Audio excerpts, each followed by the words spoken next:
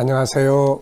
김성길 목사와 함께하는 예수님 이야기 제4단원의 이 시간은 469회가 되겠습니다. 제목은 요나의 표적입니다.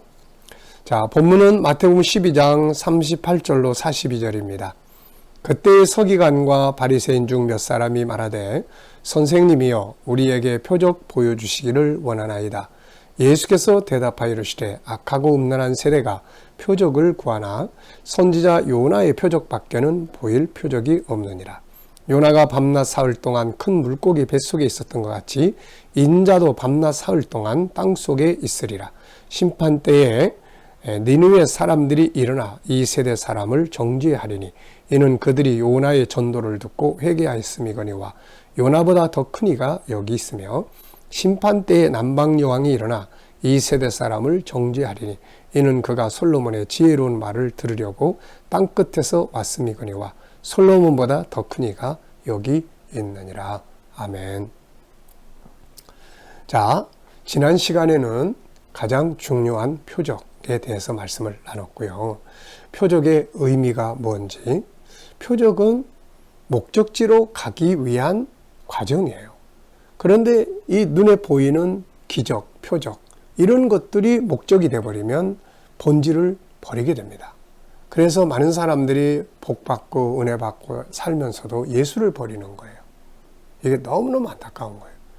아무리 많은 걸 기적을 보고 또 복을 받고 뭐 놀라운 기적을 했어도 체험했어도 결론은 예수 버리면 다 소용없는 거거든요.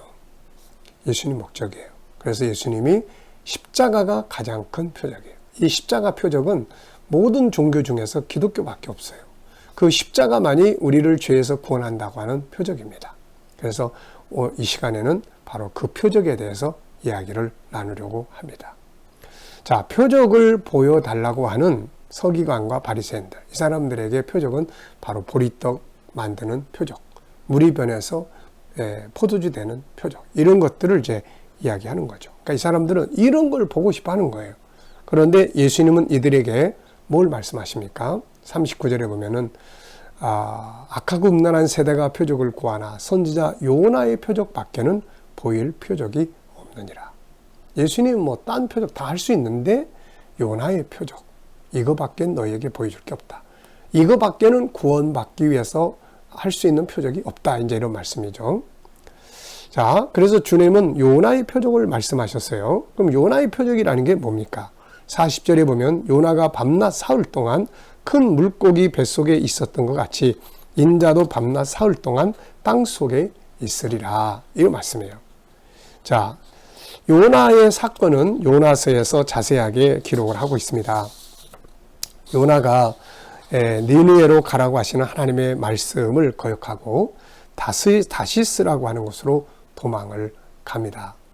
이게 엄청난 먼 거리죠. 니느웨는 아수르 성 이쪽이고 유브라데스 쪽 그쪽이고 이 다시스는 스페인 쪽이라고 합니다. 그러니까 이게 뭐 거기까지 도망가면 하나님 나를 못 찾아올 거야 이렇게 생각을 하고 도망을 간 거죠.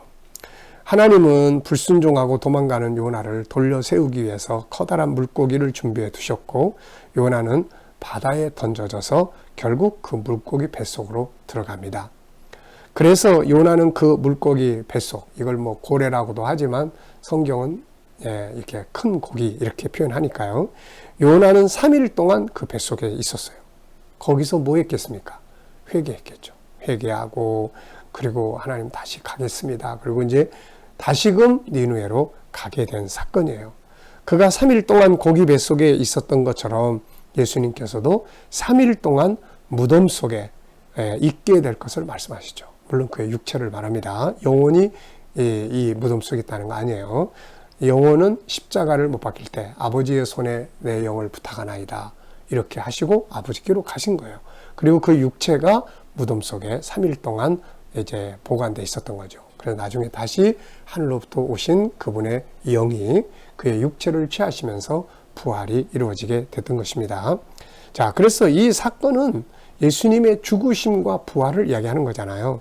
그래서 예수님이 십자가에 죽으시고 3일 만에 다시 부활하실 것을 예언하는 내용입니다.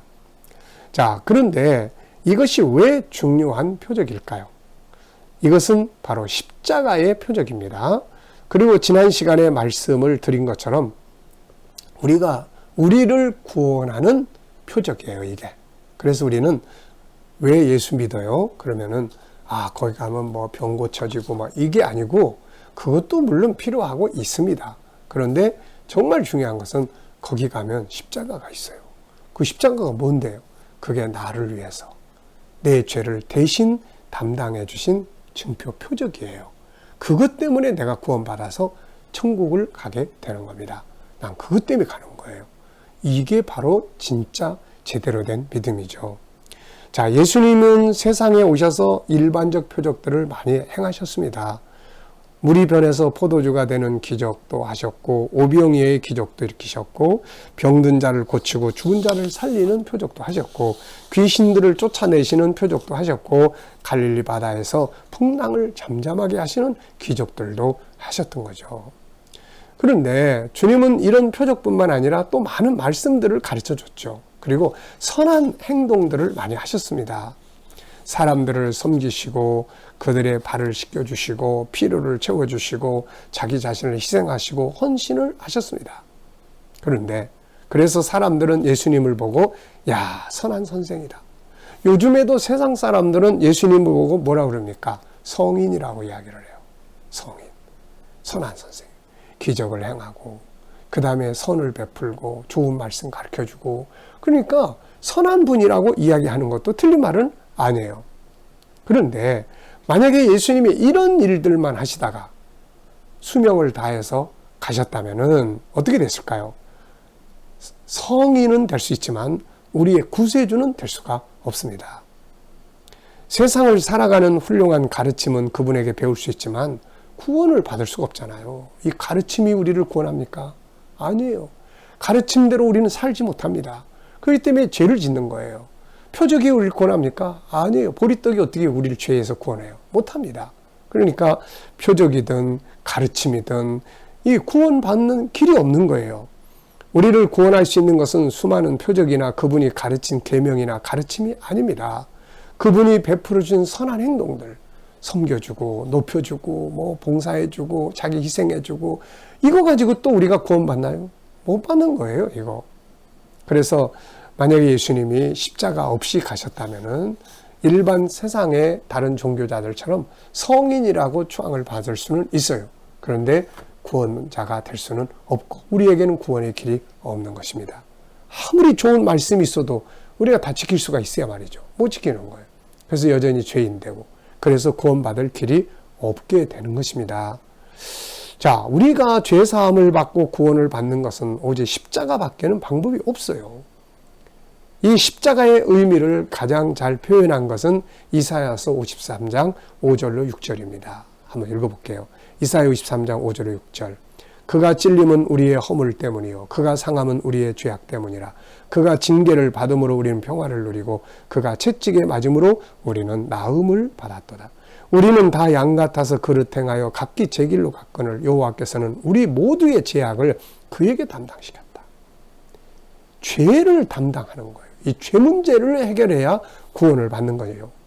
세상에 태어난 모든 인간은 다 죄인입니다. 죄인 없는 사람은 한 사람도 없어요. 그래서 바울 사도는 로마서 3장 10절에서 기록된 바 의인은 없나니 하나도 없다. 한 사람도 없습니다. 이 죄를 스스로 해결할 수 있는 자는 아무도 없어요. 아무리 도를 닦고 인간의 행위를 가지고 선하게 산다고 해도 죄 문제를 해결하지 못해요. 결국 모든 인간은 죄로 인해 영원한 멸망, 지옥의 불 속으로 들어갈 수밖에 없게 되는 거예요. 이것을 해결하는 것이 바로 대속이에요. 나 대신 내가 해결 못하니까 나 대신 십자가에다가 누군가 죽어야 하는 거예요. 그분이 내 죄를 지고 대신 죽으신 거죠. 세상의 모든 종교는 선을 강조합니다. 그런데 문제는 짓는 죄에 대해서는 너희가 각자 알아서 해결해, 이렇게 되는 거예요. 그런데 인간의 방법, 도를 닦고 고행을 하고 선을 베풀고 자선을 하고 참배를 하고 그런다고 죄가 없어지나요? 안 되는 거예요. 인간은 이런 죄 문제를 스스로 해결하지 못합니다. 그래서 인류의 아버지이신 하나님은 예수님을 통해서 그 방법을 주셨는데 그게 바로 대속, 대신 책임져 주는 방법이에요. 이것이 이루어진 사건이 바로 십자가입니다. 예수님은 우리 죄를 대신해서 십자가에 죽으셨습니다. 그래서 그를 믿는 자마다 죄사함을 받고 구원을 받게 되는 것이에요. 이 십자가의 표적은 세상에 기독교밖에 없어요. 그래서 십자가의 표적이야말로 우리를 구원할 유일한 표적입니다. 오늘도 우리가 예수님을 믿고 따르는 것은 기독교가 더 선하고 더 표적이 많아서 기독교를 따라가는 게 아니에요. 여기에 내 죄를 해결할 수 있는 십자가 사건이 있기 때문에 기독교를 따라가는 거예요. 주님은 표적을 보여달라고 하는 사람들에게 인간을 죄에서 구원할 표적은 요나의 표적밖에 없다 하셨어요. 다시 말하면 십자가의 표적밖에는 없다, 그런 말씀입니다. 이것을 분명히 믿고 세상의 표적이 있든 없든 상관없이 십자가의 표적을 보고 주님을 따라가야 하는 것입니다. 자, 이 시간 말씀 여기서 마치겠습니다. 감사합니다.